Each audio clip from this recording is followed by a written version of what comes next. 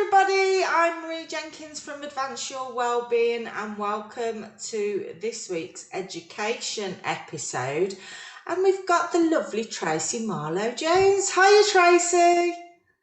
Hi Maria, good morning. How are you? I'm fantastic. Thank you so much for coming on today. This is quite exciting. Yeah, thank you for having me. So let's launch in because we've got lots and lots to talk about. So tell me a bit about who you are and what is it that you do? Okay, so my background's in education. I was a teacher for many years. And then eventually we moved into e-learning. And then 3 years ago, we formed Indegu. So we supply content out to customers. It could be in industry or education. So the e-learning covers a broad range of subjects, and we also offer learning management systems as well. The learning management systems are where you put the content. So that covers the tracking of how learners are progressing, what they've covered. It can handle assessments and quizzing, and it can even produce certificates. So we covered the whole learning cycle, if you like. Wow, that sounds brilliant. We'll talk a lot more about Indigo further on, but I want to know a bit more about you. So you said you was a teacher. Can you talk me through your career path then to the point where you're at now? Yes, certainly. So I started in IT many years ago, and I was a training consultant and then a training manager. And then I moved into formal teaching. So I got my teaching qualifications, and for many years I did adult community learning. So that was phenomenal because I got to go into all sorts of places, from schools to wellbeing centres, to places like the job centres to support getting people back into work. So the idea behind adult community learning was to engage with people that perhaps wouldn't have gone into a college or formal setting, but that needed the qualifications and experience. So it was about confidence building and getting people ready for their next steps, whatever they might be, as well as for some giving them their very first qualification. And then from there, I moved to Heart of Worcestershire College, again delivering learning. And then they'd got this exciting new team that they wanted to put together on e-learning, and I was lucky enough to be asked if I wanted to join. So I switched from face-to-face teaching into an e-learning team. We started as a team of 4, and I team led, and when I finished there were a team of 15 of us. So we did e-learning and blended learning and everything in between, so it was a real mix. And it was also the start of the blended learning consortium for colleges. And what that was e-learning can be expensive depending on whether you want high-end customised videography and photos. So all of the colleges paid in a little bit. We pooled that money to create learning content. At the point we left the college, there were just over 100 members. And I think we produced something like 800 hours worth of learning at that point, which is fantastic. Because although colleges deliver the courses in slightly different styles, they're all trying to hit the same learning objectives. Yeah. So we tended to e-learnify the mandatory or core units for the courses. And then teachers could adapt them from there, but it gave them a really good basis that they'd got these blocks of bite-sized lessons ready to use. And then towards the end of that, we wanted to take it commercial. We wanted to bring all of this expertise into businesses, which is why myself and Matt, my business partner, formed Indegu. So yeah, we're 3 years old now, and it's all going really well, and we're really glad we did it. Oh, that is fantastic, Tracey. And I think you're very modest, because we've had a number of conversations about you've got so many qualifications in teaching. I just think if anybody's listening in and thinking about having their career path move towards education, what sort of qualifications do you need to be a teacher, or what did you gain? So I did my DETLS, which was the diploma to teach in the long life learning sector, because I wanted to specialise in adult education rather than a PGCE for primary schools. I didn't do amazingly at school, so I had to redo my maths, because to pass the teacher training you need your maths and English. So I'd got my English and all my other bits, which was fine. So I redid my maths at the same time as my teacher training to get that. So I think adult learning is much more open. It's easier than trying to get university places, which is points driven, where it's much more about your experience as well as having a qualification in whatever subject it is that you want to teach. Yeah. So when I joined, I thought I'd be quite old in terms of the cohort, but I was Yeah. surprised. It was a real mixture of people at all different stages of their life going into teaching for the first time. They do a 9-week taster course. So if anyone's interested in, you can go and do an award in teacher training, which is just a 9-week program to give you a taster of it, which I'd really recommend doing if anybody's interested, because it was really good. Yeah. I think teaching as a career has really sort of started to build more traction, really, because education and how we teach is evolving, and it's every day is like different in relation to your learning and personal development. So it's actually a very sort of, I would say, growth area for careers. So yeah, it's interesting. And you've hinted about your time at school. Talk me through what your experience was like. I think back then it was very much chalk and talk, as we'd call it. So the teachers put everything on the board. You're expected to copy everything down. And the only form of assessment was to test your memory. Yeah. And I think to a degree, a lot of the exams like GCSEs are typically very much like that, unfortunately. So it's very much only suiting particular learning styles. Whereas now, luckily, there's much more variety of teaching methods. So you can do paired and group work, and you've got all the technology that's used in the classroom, right from the smart boards to even the children using their own phones to access apps and engage with things. So it's moved on a lot since then. I think there's a lot more opportunity for people to try out different things. Yeah, and you said you're based in Worcestershire, is that right? Yes, that's right. Yeah. So we're So in Worcester. where did you go to school? Did you go to school in Worcestershire, or I have you did, moved? yes. I went to Christopher Whitehead's. Oh, right. So you're born and bred in Worcestershire like me. I am, yes, and my children go there now as well, or did. So yeah, that's good too. Ah, that's lovely. So you sort of touched on like how things have evolved in schools in relation to assessments, exams and things. What do you see as the biggest opportunity then now, as we're moving sort of out of the pandemic, which is, really positive news? I think the pandemic has had some really positive effects on education. It's forced people to embrace technology. So, I think most people are comfortable with Zoom or Teams now. We've all had to get on and learn and get to know it. And actually, it's not this big scary thing anymore. We just take it for granted. We can hop onto meetings quick. Colleges have been doing learning management systems and online learning for years.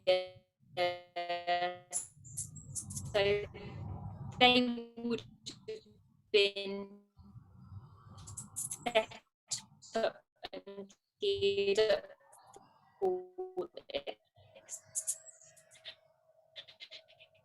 And the teachers put all of the handouts or school age groups, particularly, an opportunity to move forward. So I know a lot of them have introduced things, and certainly high schools have. I know Google Classrooms is particularly popular, and I think hopefully they found the benefit in it. And I certainly know for both of my boys in different education institutes, they're continuing to use these tools. I think it's great if you're poorly and you've got to have a day off, or you miss something for a dentist appointment or anything else, you can actually recap on your learning if the content's there. So yeah, it makes it much more accessible. I think it also supports children that might slip with their education or might need larger times off from school, that they've got a way of still keeping in touch and keeping going with their education and learning. Yeah. There are downsides, obviously. I appreciate not everyone's got access to a computer at home. Libraries are fantastic for going in and accessing computers, and the library staff for years have been trained upon how to help people log in and get to what they need to do, which is great. And obviously there's been a lot of funding and support from businesses around getting iPads into schools, etc., which is great. So a real opportunity. Yeah, I totally agree. And we'll talk about this in a bit more detail, but we've been working on a fantastic project as a collaboration, and we'll touch on that. But before we do, what would you say are the benefits of people using e-learning, either, you know, from a pupil's perspective or from an adult education perspective? I mean, the obvious one is the anytime, anywhere, any place learning. I think that particularly suits busy adults. If you want to do a course in an evening and you've only got 2 hours free on a Thursday night, you can do that. You can choose when you do it. I think another thing is we all learn at different paces. Yeah. So if you want to be a little bit slower in reading the content, or you want to go over it more than once, you can do that to make sure that the learning's right for you. Whereas in a taught class, you have to go at the pace of the whole class and what suits them, that particular group or cohort. So it gives that flexibility. For children, I think all of the apps and games are brilliant. So certainly there's a lot of maths apps out there in particular that are really good, where they score points to get through while they're learning. And I think that gamification style suits the younger generation. Whereas for adults, I think blended learning is really good. Yeah. Blended learning is where you do a mixture of online courses where you'll learn on your own, but then you come together as a group for face-to-face sessions. So say if you did a course over 6 months, instead of going into college every week, you might do every week online, but then get together once a month. I think the value in the face-to-face is the shared experiences, which is what you can't always capture in e-learning. You can do case studies and scenarios, and you can put talking head videos in, but I think it's powerful when you get people together when you're learning a new topic. Yeah. So yeah, there's so many options with e-learning now. You can make that blend however you want it. So for longer courses, some people do a week per term face-to-face and the rest is online. For shorter courses, it might just be a day a month where you get together. But there's no rules with blended learning, so it can match what the learners need for maximum impact on learning the skills that they're trying to achieve. And I think people hopefully will be less afraid of it now after the pandemic, that actually you can get on and follow instructions. But yeah, the good thing is with the learning management side of things is there are people there to help you. So there are help desk facilities to back it up, so you're not just sat at home struggling. Good courses will offer you that extra backup if you need support or if you're stuck on something. Yeah. I totally agree with everything you said there, Tracy, because what I see is actually it's based on the learner's experience now rather than the other way around. And so that they're feeling more empowered, they're more likely to engage with the content and learn at the pace that suits them based on their learning style. So yeah, I think if anything, it's better for people's education all round, really. Yeah, and I think there'll be people that would feel nervous stepping into a classroom if they haven't been in one for years. And actually it takes all of that out of the equation, Yeah, where you can actually get back into learning and build up without having that extra daunting step that won't suit everybody. yeah, absolutely. So I've just alluded to the fact that we've been working on a collaboration together. Do you want to sort of just give us an overview of that sort of project that we've worked on in relation to how they've outsourced to somebody like you and subject experts? Yeah, I mean, there are a lot of e-learning companies that have sprung up over the last 5 to 10 years, and they're mostly the web design companies or graphic designers. But I think the thing that's our unique background is the teaching pedagogy, where we can really bring in all of that experience into the learning. And what we've found works really effective is to partner with a subject matter expert. So we will do the e-learning content, but we will find someone, if the client hasn't got an expert, that can work with us to make sure the actual learning content is of high quality. We can make anything look pretty, but the real value of anything is in the learning content itself. So that particular project, which we are lucky enough to be working on together, which is fantastic, was all about mental health and well-being.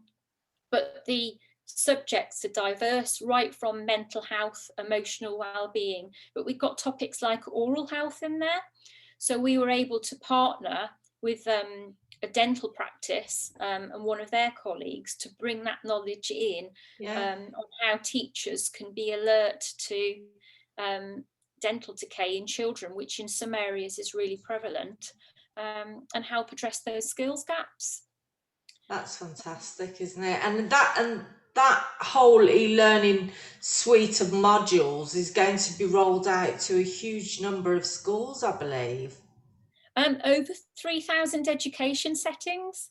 So it spans early years, primary schools, secondary, high schools, colleges, and other special educational settings as well. So because of the geographical area it's looking to cover, the number of or volume of teachers is going to be phenomenal.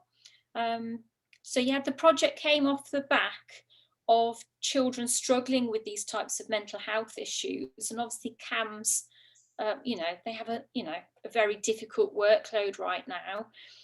So it was to give the teachers some small steps and introductory points of how they can support children in their settings when they're faced with these particular issues. And it's great because there's 9 modules in total, and teachers will just be able to go in and choose the modules that they need based on their setting and where they're working. So It's yeah, really it's encouraging. fantastic. Yeah, it's really encouraging that mental health awareness and all of that is sort of being embedded into schools now. So that's fantastic. And it's great that you're looking at other areas as well linked in with health. Yes. So I think it's fantastic. Exciting times ahead, and well done to Indegu for achieving that contract. That sounds fantastic. Thank you, and thank you for working with us on the part that you played. Actually, to work with people that have worked in the industry and know that subject specialism and the real life experiences that come with working with lots of different people means we were able to put all those top tips and really good advice into those sessions. Yeah, totally agree. Which is fantastic for people that have never dealt with it before and don't know perhaps where to start. I don't think I would have done when I was teaching. As teachers and working in education, a lot of children do come to you with their concerns or issues. When they make that disclosure, you need to be able to handle it correctly. Yeah, totally. So what would you say is the most rewarding part of your job then, Tracy, based on what you've just said? It's just difficult to come up with one thing because we deal with so many worthwhile projects. E-learning's an investment. It's a big upfront cost, but then you gain from it in the long term. So we've worked on so many wonderful projects. Historically, we worked on one with Bletchley Park because there was no cybersecurity official qualification for people studying it. So we put together the UK's first cybersecurity qualification, and that was going to be used by people, I don't know, like in the police forces, etc., so they could gain that experience and those skills, which was phenomenal. The blended learning consortium, and we worked on so many different subjects. And then since over the last 3 years, we've done lots of small projects, some larger projects. So we did the allergens course for the Food Standards Agency, which was amazing. And that came about after a few people having allergic reactions, and unfortunately they lost their lives. A few of those examples have been in the newspapers. I think we're all familiar with the young lady that ate a sandwich before getting on a plane. So the laws and legislation about pre-packed food got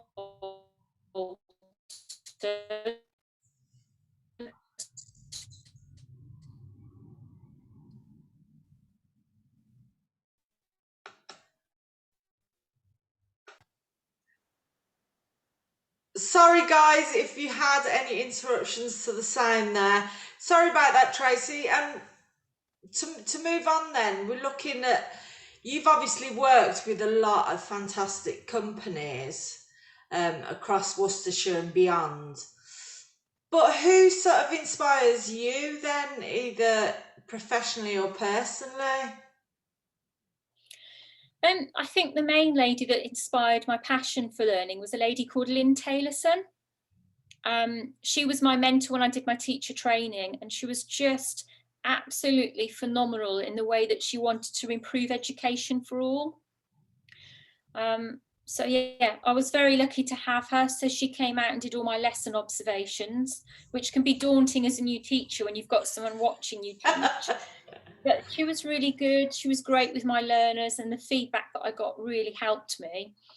So that was through my teacher training. And then I was lucky enough to work with her for a time at the college before we both went and set up our own businesses at different times.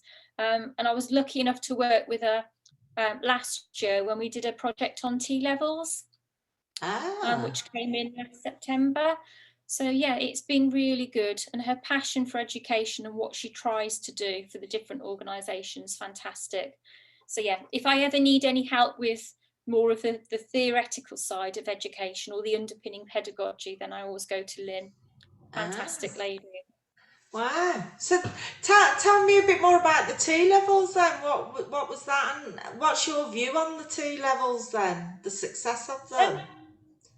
Obviously, they're still very new, so it's difficult to talk about it in terms of success. But the project that I was involved with was to help the people that would be looking after the T-level students. So, you know, apprenticeships have been around for a long time, and there's lots of people in employment that would have supervised or looked after those apprentices.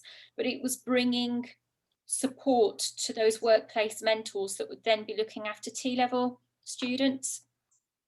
But I think the T-levels are a great idea to help address that skills gap. One of the examples and case studies we looked at is people coming out with masters or degrees, going into places like the NHS and working in the labs, but not necessarily wanting to do the core day-to-day elements of the work. Yet people coming out of school or college would need those skills to handle the analyzers and all the other bits and pieces that they do. So it was that middle ground that they needed.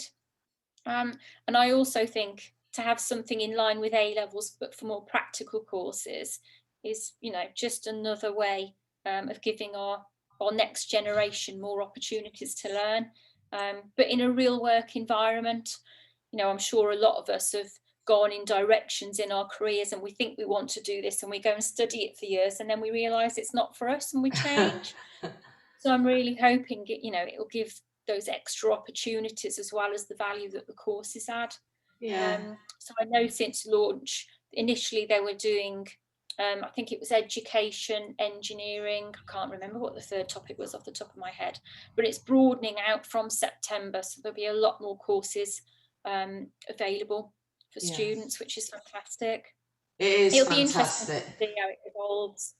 I totally agree. And it's like STEM, all these careers in STEM are really taking off, and I think a lot more businesses are very proactive about looking at apprenticeships, for example, as a model, really, so people can get real life experience as well as learning, be it e-learning or blended learning or a mix of all. So yeah, it's fantastic.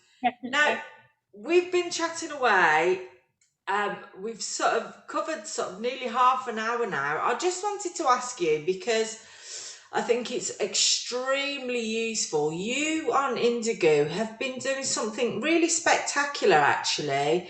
So you've been providing monthly training courses, and I've picked them up on Twitter, actually. But can you tell me a bit more about what that's all about?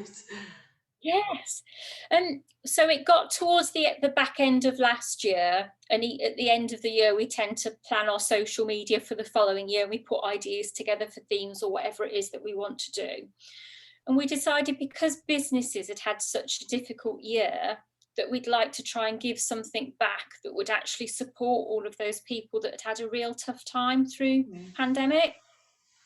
So we came up with the idea of giving away a free learning module each month, but trying to use topics which would really support businesses or individuals on a different range of topics.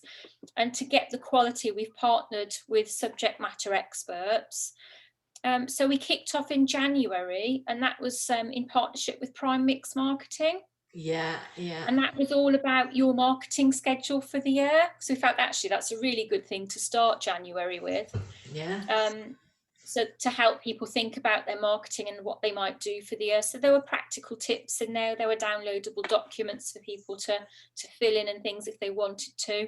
That one was hugely successful. I mean, it's had over 300 uses, I think, the last time I checked. It's a couple of months since we've looked at all the analytics. We've since done SEO, we've done cyber, in terms of people having phishing emails and the damage that they can do. This month is all to do with communication and teamwork, because we've all got used to working at home and people are getting comfortable with moving back to the office. So yeah, we've got lots in the pipework, and we've got another nice one with you coming up later on in the year on mental health, which I think will be fantastic as well. Hopefully that will coincide with World Mental Health Day in October, fingers crossed. But I must say, people can still access those courses then. Yes, they're out and they're live for the year. So each month we spend the whole month promoting whatever that topic is, and then longer term we'll just continue to share them out regularly so people can access them, because a lot of the topics won't date. Honestly, to people that are listening in, I would urge you to go and have a look, because there's some really diverse topics and they are super spectacular courses. And plus the bonus is you can get a feel for how e-learning could work for you, because they are completely different sort of businesses that are using e-learning, which I also find fascinating. But yeah, it's fantastic. Tracey, it's been super to chat with you today. We've covered so much. If people want to reach out to you and find out more, what's the best route for them to get in touch? Anyway, really, so email or phone via our website, whatever suits people best. So our website is www.indegu.co.uk, or you could email us at inquiries@indegu.co.uk, or just give us a call.